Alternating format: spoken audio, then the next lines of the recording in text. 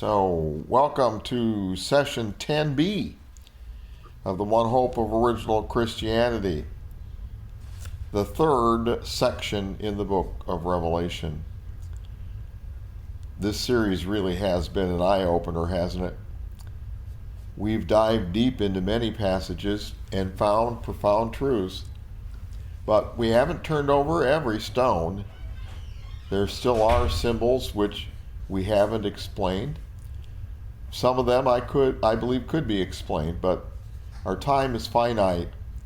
Plus, I got to leave some things for future researchers.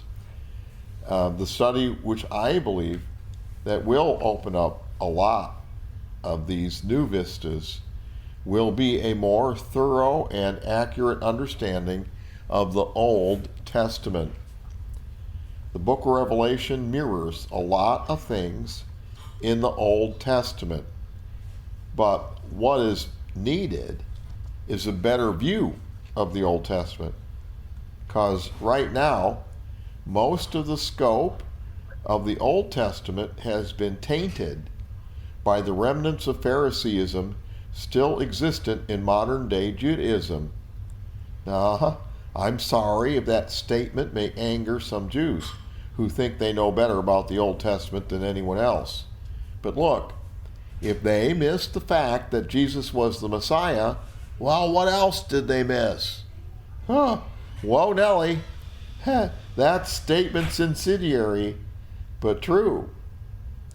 I believe that the inroads of man's religion have affected the understanding of the Old Testament as much as they have the New. There's a lot of Jewish tradition encrusted on top of modern Judaism. We found that religious tradition is unreliable. There probably is as much difference between original, genuine Mosaic Judaism and modern Judaism as between original Christianity and Orthodox Christianity. The same forces were at work in both. The oral traditions of the Mishnah and Gemara have affected Judaism as much as papal bulls Christianity. Now, it's not all wrong, but it definitely is not all right. So the ground is fertile for scholars who know Hebrew to clean up the discrepancies in the Old Testament, just like this series has done for the 7 ones. And once that is done, a revisit to the book of Revelation may yield some more fruit. When we move into this third section of the book of Revelation, the style of writing changes noticeably. The first half of chapter 12 is very different than what preceded. It's obvious that it is a new section of the book. Remarkably, it begins with another occurrence of that phrase, lightnings, voices, and thunderings. It's like that phrase is a summary statement and a beginning statement at the same time. The other thing, though, is that chapter division is in the wrong place, because chapter 12 should have begun with the last verse in chapter 11. And it added to the phrase, an earthquake and hail. Revelation 11:19. And the temple of God was opened in heaven, and there was seen in the temple the ark of his testament, and there were lightnings and voices and thunderings, and an earthquake and a great hail. The addition of the earthquake and hail is significant. This section involves events that will shake the earth. It involves events that are an all-out assault from heaven onto the earth like hail. And furthermore, for Joe and Jane first century believers' benefit, it tells us the grand design of this section right there. This third section contains the 7 vials. It also has 10 occurrences of the word worship and 10 occurrences of the word temple. And it says, the temple of God was opened in heaven, and there was seen in his temple the ark of his testament. the ark of his covenant. Wow. So, the subject of this third section, since worship is repeated 10 times and temple is repeated 10 times, it deals with worship. Either worship of the true God or worship of the beast and the devil who energizes him. After this brief one-verse introduction, chapter 12 launches into a summation of all time, stated timelessly. It explains the origin of the devil and the enmity between him and the woman. Those kinds of things did shake the earth. And the events which are juxtaposed are organized on a different structure than lineal time, because it intermixes past and future events on the theme. The ethereal nature of the writing style is immediately noticeable. Revelation chapter 12, verse 1. Revelation 12:1. And there appeared a great wonder in heaven, a woman clothed with the sun and the moon under her feet, and upon her head a crown of 12 stars. And she, being with child, cried, travailing in birth, and pained to be delivered. Most of my audience is familiar with the significance of Revelation 12, verse 1 and 2. So I'm just going to summarize it here. This woman depicted the mother of the Messiah. Therefore, Revelation 12, 1 and 2 is actually part of the subject regarding the Star of Bethlehem and determining the actual birth date of Jesus. It's not December 25th. This also is part of the greatest scientific proof for the existence of God and truth of the Bible, because back in the beginning we realize that God spun the planets such that one day they would line up to declare the birth of his Son. The star, quote-unquote, of Bethlehem actually was a series of conjunctions of planets with other planets or stars which occurred during 3 and 2 BC. Back then, a quote-unquote star was any light that shone in the sky. A star, a planet, a comet, meteor, a UFO. I'm just joking. Then there were 2 unusual features of this series of conjunctions which caught the attention of the wise men who then came to Jerusalem seeking the newborn king of the Jews. The conjunctions gave the year of his birth. Information given in Luke regarding John the Baptist's father, his priestly course or work assignment, gave the month of his birth, but this information in Revelation 12 gives the exact day of his birth. Virgo in Revelation 12, verse 1 and 2 is representing Mary, the mother of Jesus. Every year, for 1.5 hours, the moon is between the feet of Virgo while the sun is in the constellation. Remember being in the room last session when we simulated the ecliptic? When we turned to face the sun, imagine the constellation Virgo on the wall behind it at sunset. On just one of the evenings that month, the moon was between her feet. In 3 BC, which was the year specified by the conjunctions, that day was Rosh Hashanah, the Jewish New Year's Day, the Day of Trumpets, September 11th, 3 BC. But that was not the only heavenly sign that night. Some people even believe that we can know even closer when Jesus was born, when the star Spica hit the horizon, because it did so during that 1.5 hour period. But there's even more. Revelation chapter 12, verse 3. And there appeared another wonder in heaven, and behold, a great red dragon having 7 heads and 10 horns, and 7 crowns upon his heads. and his tail drew the third part of the stars of heaven, and did cast them to the earth. And the dragon stood before the woman, which was ready to be delivered, for to devour her child as soon as it was born. Thus, the two main characters of this third section of the book of Revelation are introduced. I first learned about Revelation chapter 12, 1 and 2 in 1982, when the book Jesus Christ Our Promised Seed was published. But I had a question. Verses 1 and 2 spoke of a sign in heaven, which turned out to be something involving the constellation Virgo. So, if that was true, what about the second quote-unquote sign in heaven, spoken of in verses 3 and 4? Well, wouldn't that be a constellation too? It described it using the same language, a sign in heaven. The constellation was of a dragon. So, could that be Draco?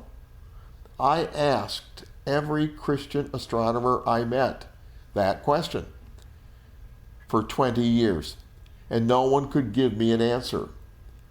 Then one day, I asked another Christian astronomy student, Reese Watkins was his name, and he said he would check into it.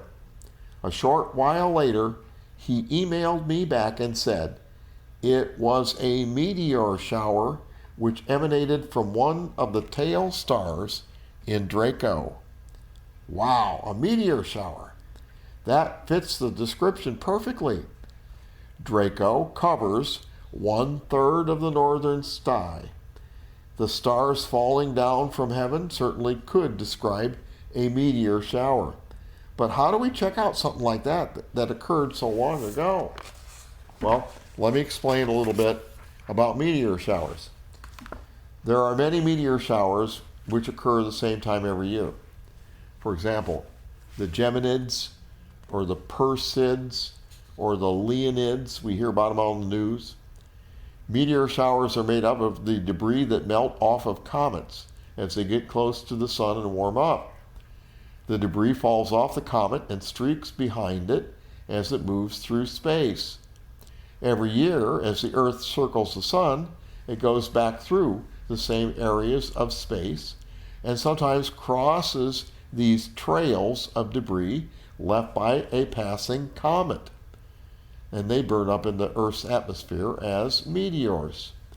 Now, most meteors are actually smaller than a pea, so they quickly burn up and produce streaks of bright light. And this is because of the differences in velocity of the Earth and the comet and the angles of their movement. Their speed at which they hit the atmosphere can be very, very great, thousands of miles an hour. There also are slight variations in the Earth's and the comet's orbits, and sometimes we pass directly through the debris streams, and some years not. The best time for the most meteors is the year after a comet has passed. When the Earth passes through the stream, the meteors appear to be emanating from the same part of space, with the same constellation in the background. The point from which the meteors emanate, the center of the debris stream, is called the radiant. The meteors seem to be coming from that point in the sky. I believe that there was a similar meteor shower the night Christ was born. This one had a radiant emanating from one of the tail stars of Draco. Amazingly, there are some meteor showers that do have a radiant that emanates from that portion of the sky. They are called the Eta, E-T-A, Eta-Draconids. Eta-Draconis is the seventh brightest star in that constellation, and it is located in the tail. This star is easy to find in the northern sky by using a method that my father taught us at Boy Scout campouts when he did his tours of the universe and told us about the stars. We would always start from the Big Dipper in the northern sky, which is a constellation that most people recognize. So, find the Big Dipper. Then follow the two stars that are opposite the handle that make up the dipper part. Follow those north to Polaris, which is the North Star. It's right in line. Polaris, in turn, is at the end of a little dipper constellation. All right? At the opposite end of the little dipper is the dipper part. And if you follow an imaginary line in the direction away from Polaris, lining up with the two stars that make the furthest side of the Little Dipper, that will lead you directly to Eta-Draconis, which is the next bright star. There are two meteor showers associated with Eta-Draconis, a major and a minor. The major one is in February. The minor one, September. The September meteor shower is from an ancient comet's passage, which no longer produces any visible meteors. Nowadays, the remnants of that shower can only be discerned with a radio telescope. But it has two striking characteristics. It occurs September 9th through the 12th every year. And if it produced any more visible meteors, they would be best seen in the evening. Most meteor showers are best viewed in the early morning. But it fits the biblical record of Christ's birth perfectly. The constellation Draco takes in 1/3 of the northern sky, and the falling stars came from the tail. So I believe the night that Jesus was born, there were two signs in heaven. The sun was in Virgo and the moon between her feet for an 1.5 hour period of time. And at the same time, there was a meteor shower which was so intense it seemed as if 1/3 of the stars were falling. The radiant where the meteors were coming from was the tail star of the constellation Draco. The second wonder depicted in the sky was the dragon ready to devour the child as soon as it was born. Draco in the sky was north of Bethlehem, as also was Jerusalem upon the earth.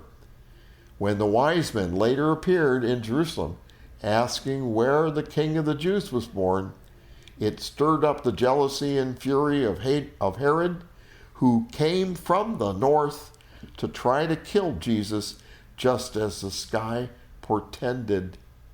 But God warned Joseph, and he and Mary had gotten Jesus out of town just in time. The website that I originally got this info from about the meteor shower has closed down, but I made a copy of the website, and I have all the official information, which I will publish on Way Beyond. It says, quote, "No trace of this meteor shower seems to exist in the major lists of visual radiance, including W.F. Denning's 1899 catalog. See Hofmeister's 1948 book, Meteorostome, and the records of the American Meteor Society. However, both sessions of the Radio Meteor Project, conducted by Zdeněk Sekemnia during the 1960s, revealed consistent evidence of this stream's existence." And then it talks about how it founded in 1961 through 1965, and again in 1968 and 69. And it gives all of the coordinates for the radiant. Then it goes on to say whether the stream produced a strictly telescopic shower is not currently known. The radiant is not well placed in the sky as it crosses the zenith during the daylight hours. The best time for observation is during the early evening hours following sunset, a period usually ignored by observers due to generally low meteor activity. That's interesting, isn't it?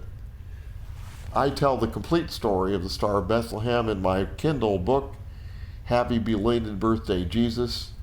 My father began our family's study of the Star of Bethlehem on his television show, Nature Trails, on WSPD TV Channel 13 in Toledo, Ohio, in an episode aired in December of 1955.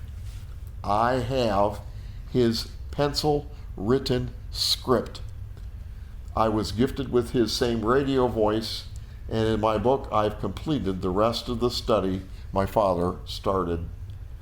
The first 4 verses of Revelation 12 and the first half of verse 5 occurred in September of 3 BC.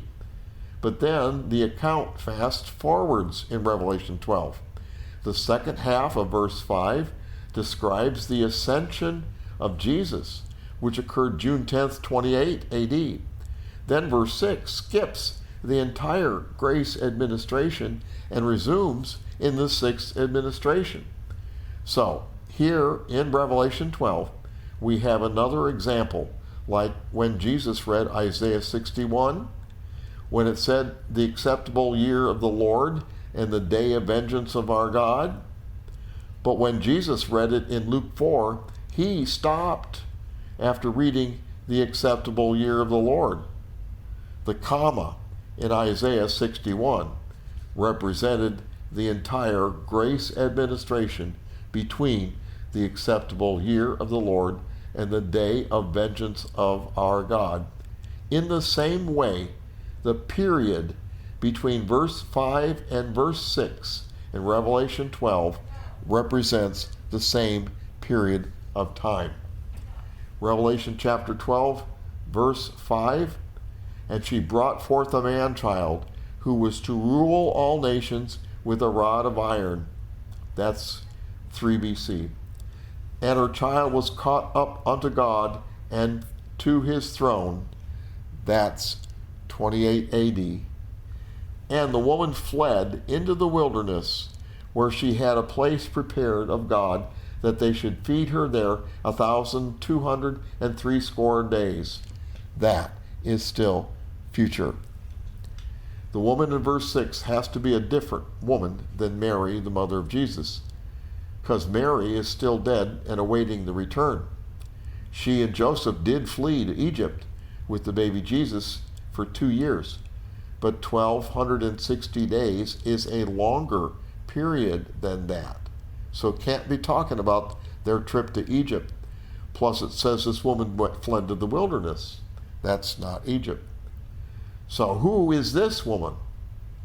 She is mentioned 8 times in this section. So there's more information. The repetitions are showing the purpose and content of this 3rd section. The mention of her that gives us the most information among those 8 is in Revelation chapter 12, verse 17. Revelation chapter 12, verse 17. And the dragon was wroth with the woman, and went to make war with the remnant of her seed, which keep the commandments of God, and have the testimony of Jesus Christ. The terms used in this verse are very precise, and can be used to identify the woman. In the first few verses of chapter 12, the woman obviously is Mary, the mother of Jesus. She, or generically the woman, is the protagonist in this entire section and stands in opposition to the devil, the antagonist, who is identified in verse 9 by various names: dragon, serpent, devil, and Satan. Verse 10 calls him the accuser also. Each of these names emphasizes a different aspect of the same individual. But what's interesting here is the plot involves an ancient struggle, the enmity between the devil and the woman, and between his seed and her seed. That's talked about in Genesis 3:15. Genesis 3:15. I will put enmity between thee and the woman, and between thy seed and her seed. It shall bruise thy head, and thou shalt bruise his heel. You see, scholars have looked at this third section and thought about all the different symbolism, and sometimes it's so intense, like before when someone said, just listening to all this is tiring. Well, it is, because it is so intense. And because of that, you can't see the forest for the trees. But because we understand the purpose of repetitions, the repetitions tell us what the third section is all about. The serpent beguiled the woman, Eve, which led to the downfall of mankind. But in an ironic twist of ultimate justice, it is a woman who believes God to give birth and raise the Messiah who brings about the devil's downfall. How about that for poetic justice? Every woman since Eve was made so that she could have brought forth the Messiah, and God chose Mary, who did so. Therefore, the enmity was between the devil and womankind, of which Mary was the personification. So in the later occurrences of the word woman in Revelation 12, it lapses back into that original theme of the legendary Genesis 3:15 woman champion who would one day bring the serpent down. That is the significance of this first identifying phrase in Revelation 12:17, the remnant of her seed. Her seed. Her seed. Do you see that? Who is that remnant? It is the Jews since Mary, but which Jews? Not those by physical genetics, because her seed is spiritual. Also, it is described, those which keep the commandments of God and have the testimony of Jesus Christ. Well, which Jews of her seed can these only be? The seed by spiritual genetics, the sixth administration, new Messianic Jews. It can't be the church, because they're already gathered. Consequently, the purpose of this entire third section is giving the reason for the venom that the beast harbors for believers, which is the basis for his attempts at genocide. In this light, let's take another look at verse 6. Revelation 12:6. And the woman fled into the wilderness, where she had a place prepared of God, that they should feed her there 1,260 days. The woman, quote unquote, here is the legendary woman put for the remnant of her seed, which flee into the wilderness. Well, where is something like that spoken of? The key word is flee. Could it be in the Olivet Discourse? Possibly. That's recorded in Matthew 24, Mark 13, and Luke 21. Let's go to Luke 21, which gives some more info. Luke 21, verse 20. Luke 21:20. And when you shall see Jerusalem compassed with armies, then know that the desolation thereof is nigh. That desolation being spoken of is the abomination of desolation that Matthew and Mark describe in the Olivet Discourse. Verse 21. Then let them that are in Judea flee to the mountains. Flee.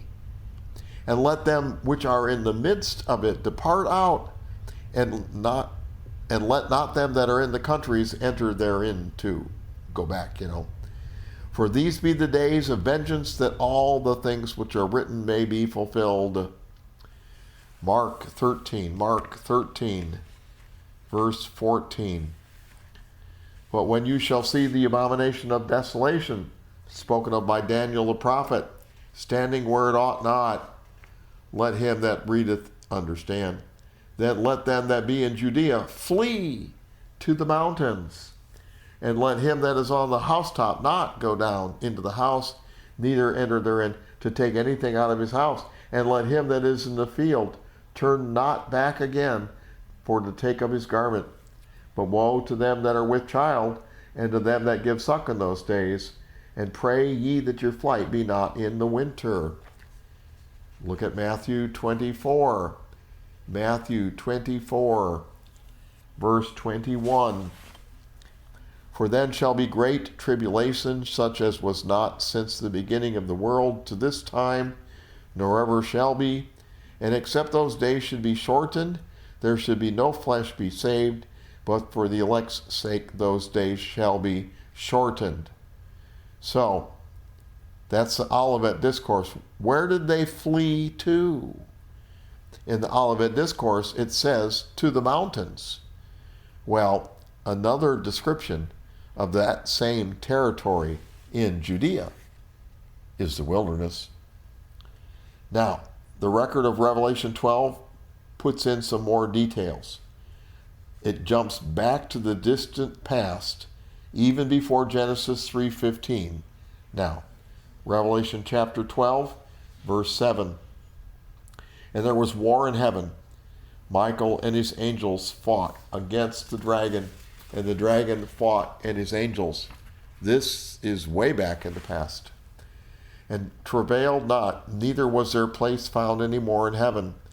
And the great dragon was cast out, that old serpent called the devil and Satan, which deceives the whole world. And he was cast out into the earth, and his angels were cast out with him. See, this actually was in the distant past between Genesis 1:1 and 1:2. It is a restatement of the casting down of 1/3 of the stars of heaven in verse 4. So you see, the theme's not chronological. All right. Then the next two verses jump into the hereafter. Revelation 12:10. And I heard a loud voice saying in heaven, now is come salvation, and strength, and the kingdom of our God, and the power of his Christ. For the accuser of our brethren is cast down, which accused them before our God day and night. And they overcame him by the blood of the Lamb, and by the word of their testimony, and they loved not their lives unto the death. Therefore rejoice, ye heavens, and ye that dwell therein. Woe to the inhabitants of earth and of the sea, for the devil is come down unto you, having great wrath, because he knows that he hath but a short time. And when the dragon saw that he was cast into the earth, he persecuted the woman which brought forth the man-child. Then the final verse in the opening of the section, verse 13, jumps back in time. Well, what is the theme that binds all this together if it cannot be lineal time? Well, there's another word repetition that ties the whole passage in chapter 12 together. All the verses we've read, 1 through 13. It is the word cast. It's repeated 8 times. The devil definitely was cast down to earth. Therefore, if God himself is going to come down to earth, which is the theme of this section, the devil must be eliminated. In chapter 11, verse 19, the temple appeared in heaven. Also with it, the Ark of the Covenant. The Ark was God's connection point with the earth. He resided between the cherubim. Heaven is raining judgment down upon the earth like hail, where the devil was cast down. The New Jerusalem will be coming down to earth one day, but the earth will need to be sanctified first. The spiritual temple is coming. No, wait. Something even greater. God himself is coming to earth. Wow. But the woman in verse 6 cannot be Mary, the mother of Jesus. Verse 14 also speaks of the same one. Revelation chapter 12, verse 14.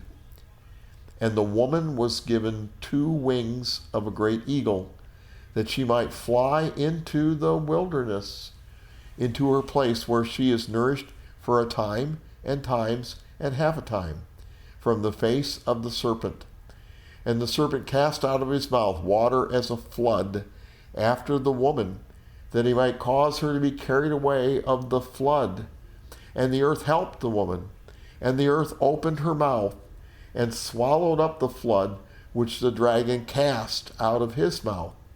And the dragon was wroth with the woman, and went to make war with the remnant of her seed, which kept the commandments of God, and have the testimony of Jesus Christ. See, this is where the symbolism gets really mystical. But because this is timeless, verses 5 and 6 actually could be referring to the flood of Noah, in which the devil tried to wipe out humanity. Then a woman could never come to bring forth the Messiah. Back then the earth did help by soaking up the water. Genesis says the waters assuaged. The Hebrew word for that is subsided. Where did they go? This says the earth soaked them up. This information also explains why the Jews throughout the world have been persecuted.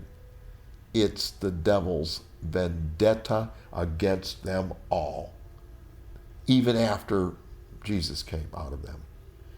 The fact that this understanding seems to fit and explains things is evidence that we may be on the right track. Now, the record changes again, both subject and style of prose. The style is back to that which predominates in the rest of the book of Revelation when it starts in chapter 13. The subject now focuses upon introducing the beast and how he procures worship. It's because this is dealing with the antagonist and the protagonist. And the word worship is repeated 10 times in this section. Revelation 13:1. And I stood upon the sand of the sea, and I saw a beast rise up out of the sea, having 7 heads and 10 horns, and upon his horns 10 crowns, and upon his heads the name of blasphemy. And the beast which I saw was like unto a leopard, and his feet were as the feet of a bear, and his mouth as the mouth of a lion. And the dragon gave him his power and his seat, that's a political term, and great authority. This is the same imagery used in many places. 7 heads, 10 horns. This beast bears resemblance to Daniel 7, except in Daniel there were 4 separate beasts. Revelation chapter 13, verse 3. And I saw one of his heads as it were wounded to death, and his deadly wound was healed. And all the world wondered after the beast. And they worshipped the dragon, which gave power unto the beast. And they worshipped the beast, saying, Who is like unto the beast? And who is able to make war with him? And there was given unto him a mouth, speaking great things, and blasphemies, and power was given unto him to continue 42 months. And he opened his mouth in blasphemy against God, to blaspheme his name, and his tabernacle, and them that dwell in heaven. So now the plot thickens as another character enters the scene, the beast. In our glossary of symbolic terms, a beast represents an empire made of vassal states, or it can be the emperor himself who leads that. In this case, the Bible explains its own terms. Revelation chapter 17, verse 7. Revelation 17, verse 7 is a description here. The angel said to me, "Why did you marvel? I will tell you the mystery of the woman and of the beast that carries her, which has the 7 heads and 10 horns." Verse 8, Revelation 17:8. "The beast that thou sawest was and is not, and shall ascend out of the bottomless pit and go into perdition." Now, what's interesting, earlier in chapter 13 it said that the beast ascended out of the sea. Here in 17:8 it said that the beast ascended out of the abyss. So that's why I say the abyss and the sea are terms for the spiritual realm. So anyway, he ascended out of the abyss and go into perdition, and they that dwell on the earth shall wonder, whose names were not written in the book of life from the foundation of the world, when they beheld the beast that was and is not and yet is. And here is the mind which hath wisdom. The 7 heads are 7 mountains on which the woman sitteth, and there are 7 kings. 5 are fallen, and 1 is, and the other is not yet come. And when he cometh, he must continue a short space. And the beast that was and is not, even he is the 8th, and is of the 7, and goes into perdition.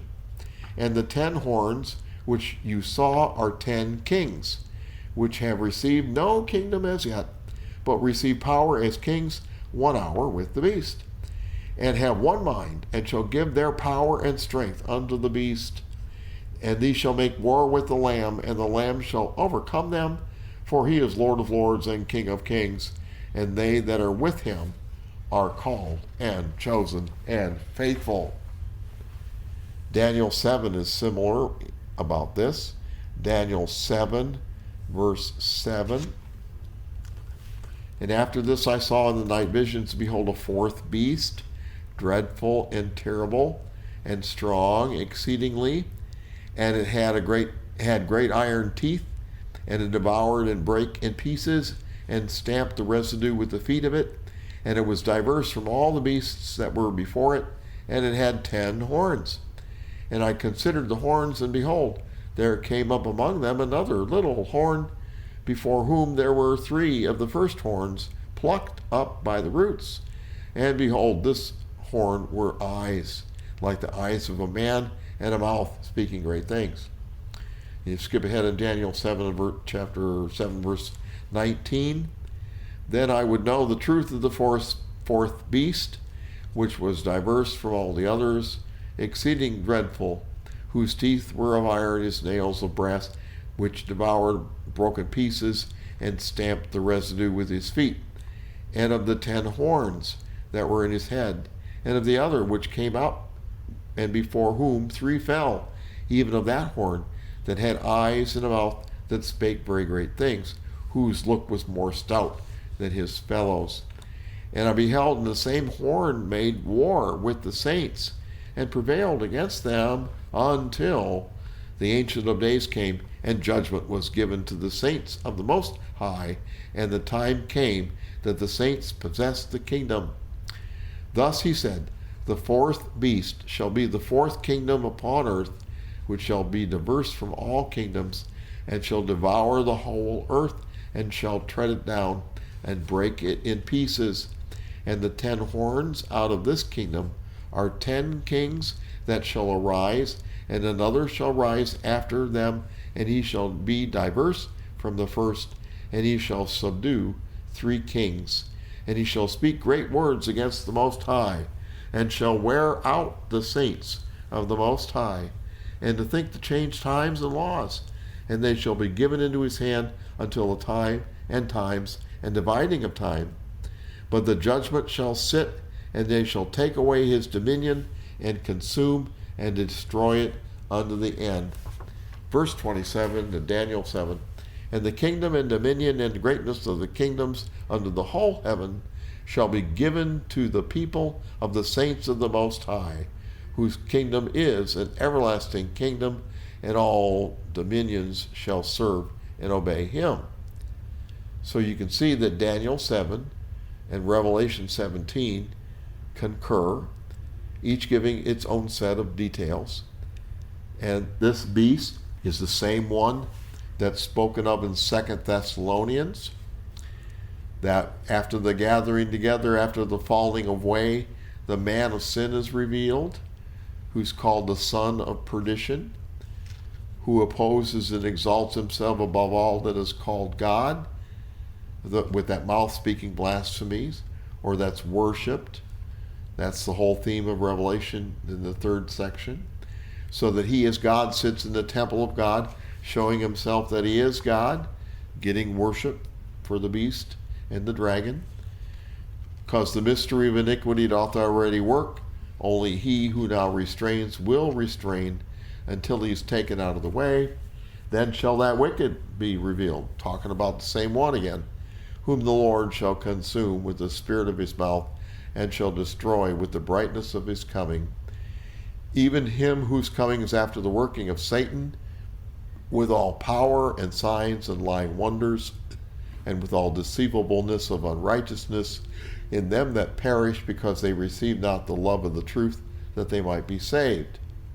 So, what do all these things mean?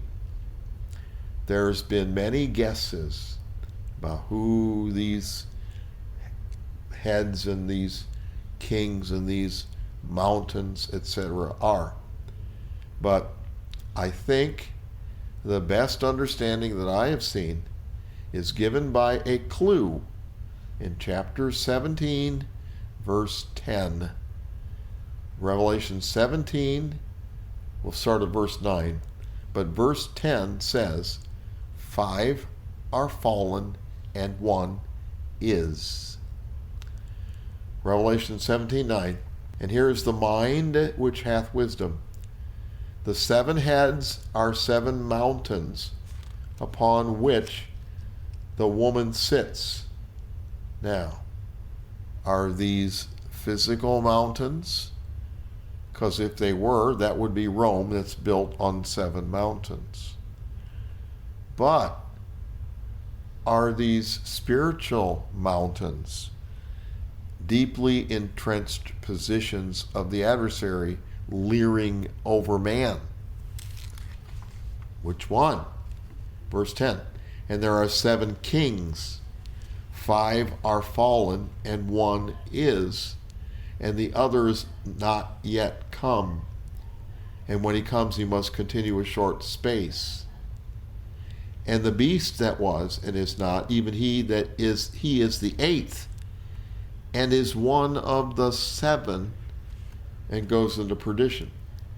So the is in verse 10 is during John's time. And that's a key. Another key is the identity of the other woman in the book of Revelation.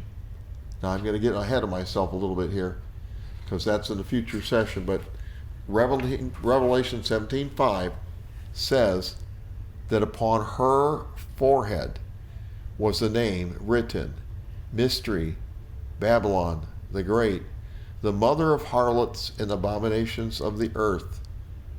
So the other woman, we have the legendary Genesis 3:15 woman, of whom Mary was a personification. That's one of the women in the book of Revelation. There's another woman, the harlot woman, and this is this woman. This woman is personifies Satan's rival religion to the true God, Babylon mystery religion, which has been responsible for the blood of the saints and the blood of the martyrs of Jesus. This was spoken in John's time, which is a key, because in John's time there had been 5 empires whose religion was based upon Babylon mystery religion, who had warred against believers, killed believers, persecuted believers. These 5 empires are, number 1, Egypt, who killed Israel's male babies. Number 2, Assyria, who killed or carried off the northern 10 tribes. Number 3, Babylon, who destroyed Jerusalem and the temple and killed or carried off Judah. Number 4, Persia, who were about to commit genocide in the book of Esther. Number 5, Greece, especially in the person of Antiochus V, a Seleucid king, one of the generals of Alexander the Great, who desecrated the altar, killed Jews, and banned Judaism. And then, number 6, the kingdom who, quote unquote, now was Rome, who persecuted many Christians and killed many Christians in the Colosseum even, until Christianity was legalized by Constantine. So, who is the 7th kingdom who has not yet come? The 7th mountain, deeply entrenched spiritual position, who has not yet come at John's time. Well, there are 2 candidates for that designation, which were of quote-unquote empire status in the world afterward, who committed mass killings of believers. The first candidate would be the Roman Catholic Church, who dominated European governments during the Middle Ages, who warred against and killed many Protestant Christians. Or the second one is the Soviet Union, which killed many Christians in genocide in the 20s and 30s, especially during Stalin's reign, and it's never admitted that. It says that the 8th kingdom will be the beast's kingdom, but it will be one of the 7. One of those 7 that we just listed is going to rise again, and that will be the 8th one, which the beast's kingdom will be. It says it declared the beast that was and is not, even he is the 8th and is one of the 7. So that fact would seem to discount the Roman Catholic Church as being number 6. You think about that, you'll see what I mean.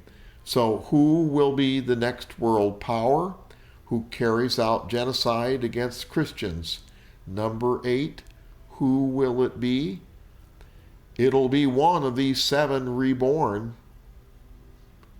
Well, will it be the USSR, who comes back from the catastrophic wound it suffered in 1991 when it went out of existence?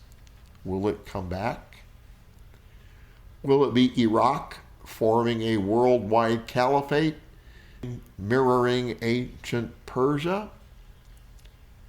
Will it be the Roman Catholic Church coming back with political power this time as Rome? I would say it's going to be one of those 3. It says the 8th will be one of the 7. Well, stay tuned to Tune In Tuesday for more information. See you next week. Bless ya.